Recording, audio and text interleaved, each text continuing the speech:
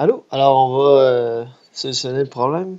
Donc, on a la fonction qui va être de la forme A sin de oméga t plus phi. Fait que finalement, il reste à savoir que vos A, que vos oméga et que vos phi. C'est les trois trucs qu'il faut trouver et on va avoir résolu le problème. La première chose qu'on peut voir, l'amplitude, on peut la voir directement ici sur le graphique. Donc, l'amplitude, c'est 0,03 mètres. On le trouve directement. Ensuite, la fréquence angulaire, la pulsation oméga, on va la trouver directement à partir de la période. Donc, autrement dit, on a oméga est égal à 2pi sur t. Donc, on va aller lire la période.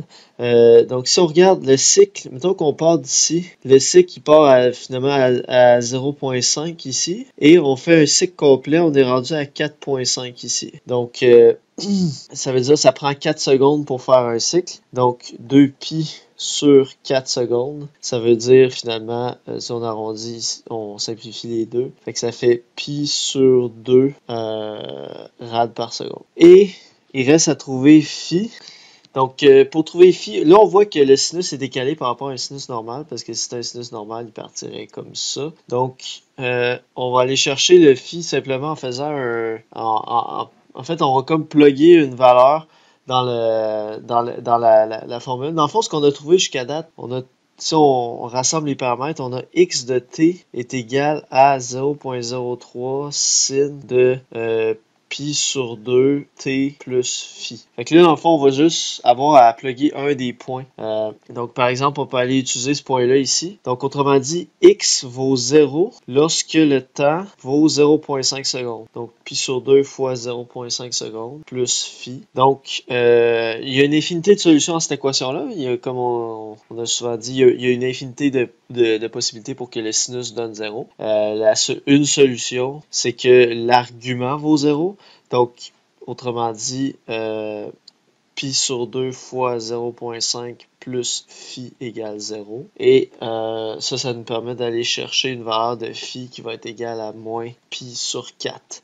En fait, comme vous voyez, ça c'est juste une solution possible pour que le sinus vaille 0. Donc c'est une solution possible pour le phi. Ce que ça veut dire, c'est qu'en réalité, il n'y a pas une seule réponse possible dans ce genre d'exercice-là.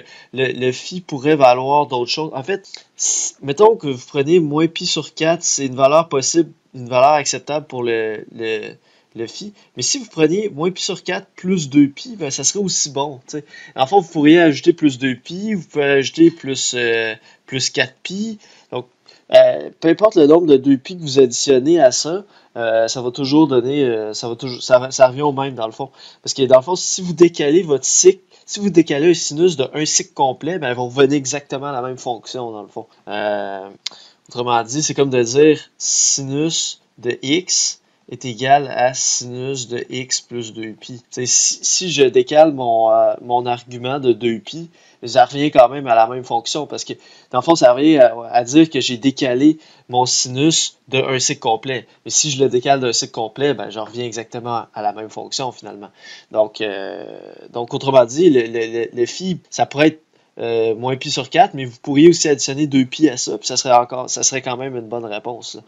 Donc, si on résume, ça nous donne x de t est égal à 0,03 fois sin de pi sur 2 t moins pi sur 4. Et ça, c'est exprimé en mètres, le temps étant en secondes. Donc, voilà qui termine la section 1.1.